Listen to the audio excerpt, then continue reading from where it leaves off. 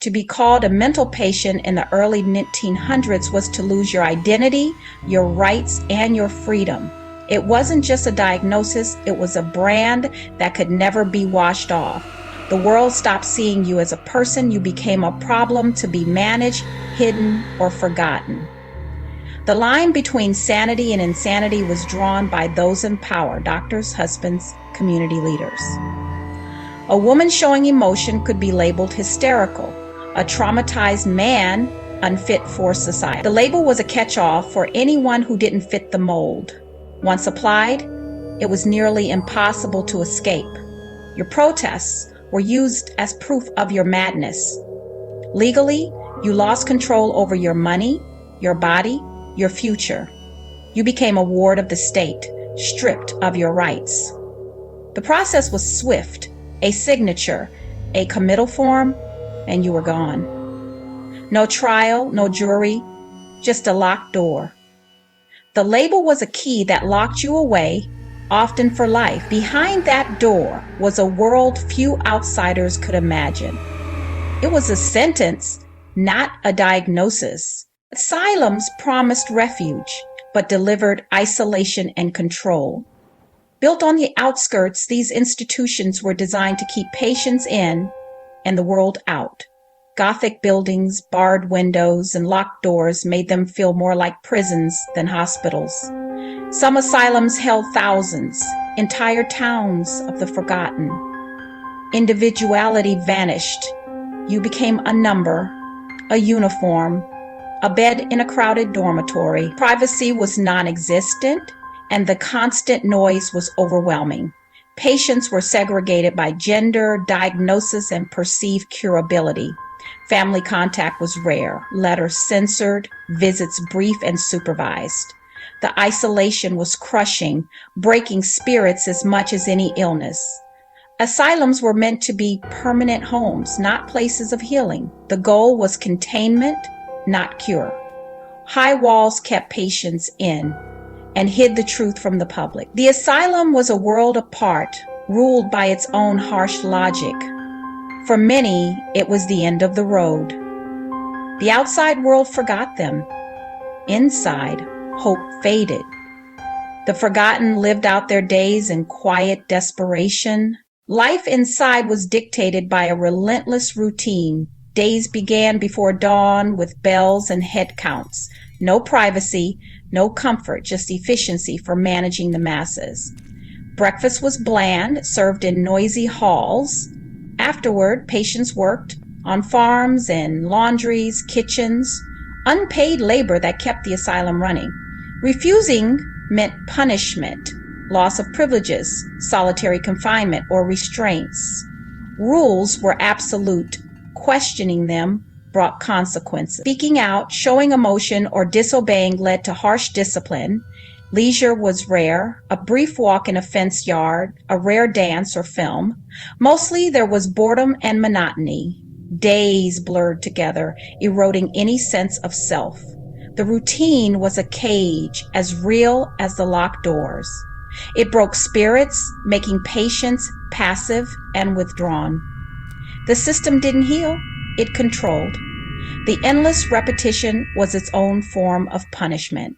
Behind the imposing walls, asylums were often filthy and overcrowded.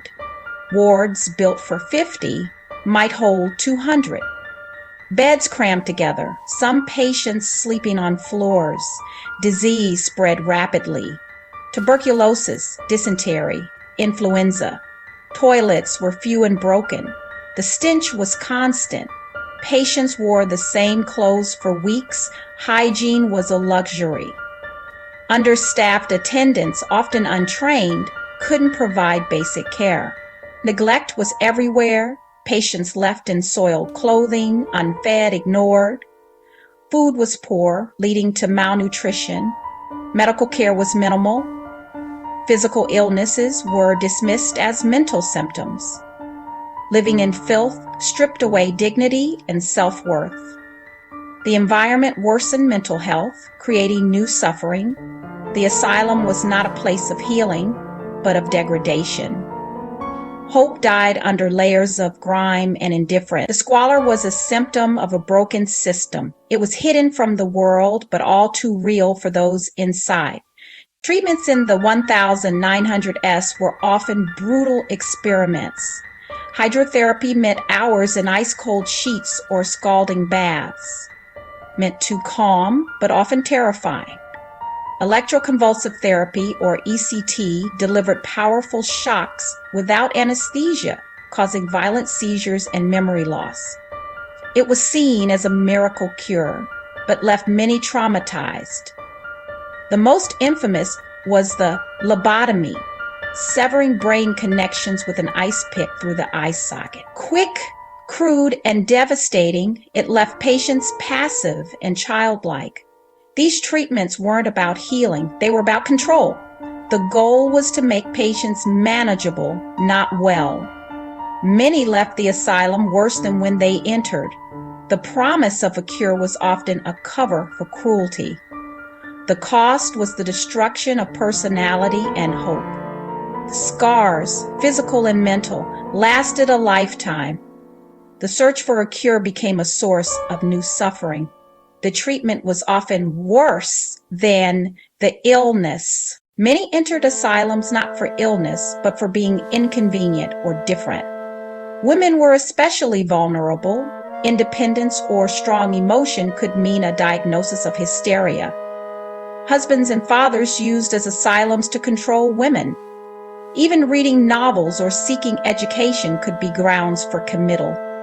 Immigrants and the poor were overrepresented, their differences mistaken for madness. Poverty itself was seen as a mental failing. Nonconformity, rebellion, unconventional beliefs could land anyone inside. The asylum punished difference, not just illness. Inside, you lost your legal identity and your voice. You became a ward of the state, governed by the asylum's superintendent. Challenging your confinement was nearly impossible. Protests were seen as proof of insanity. Letters were censored, visits restricted, complaints were dismissed as delusions. The system silenced you, trapping you behind walls and bureaucracy. There was no oversight, no advocates, no appeals. Staff held absolute power, judge, jury, and jailer. Abuse flourished in the shadows. Patients depended entirely on the kindness or cruelty of their keepers. Powerless and voiceless, they were among society's most vulnerable. Despite the silence, some stories escaped. Journalist Nellie Bly exposed the horrors of Blackwell's Island, sparking outrage and reform. Books like One Flew Over the Cuckoo's Nest and Clifford Beer's memoir gave voice to the voiceless. These accounts replaced stereotypes with real suffering and humanity. They challenged the public to see the truth behind the walls. First-hand narratives became a powerful force for change. The stories that got out planted the seeds of reform. The stories of survivors and reformers began a slow revolution. The mental hygiene movement pushed for better care, but change was slow and incomplete. After World War II, new drugs and public outcry led to deinstitutionalization. Massive asylums closed, but community care was often underfunded. Many former patients ended up homeless or in prison. Still, the era of warehousing people was ending. Today, patient rights and lived experience are central to mental health care. Stigma and underfunding remain, but the conversation has changed. The world is no longer blind to the cost of a simple label. The call for humanity can no longer be ignored.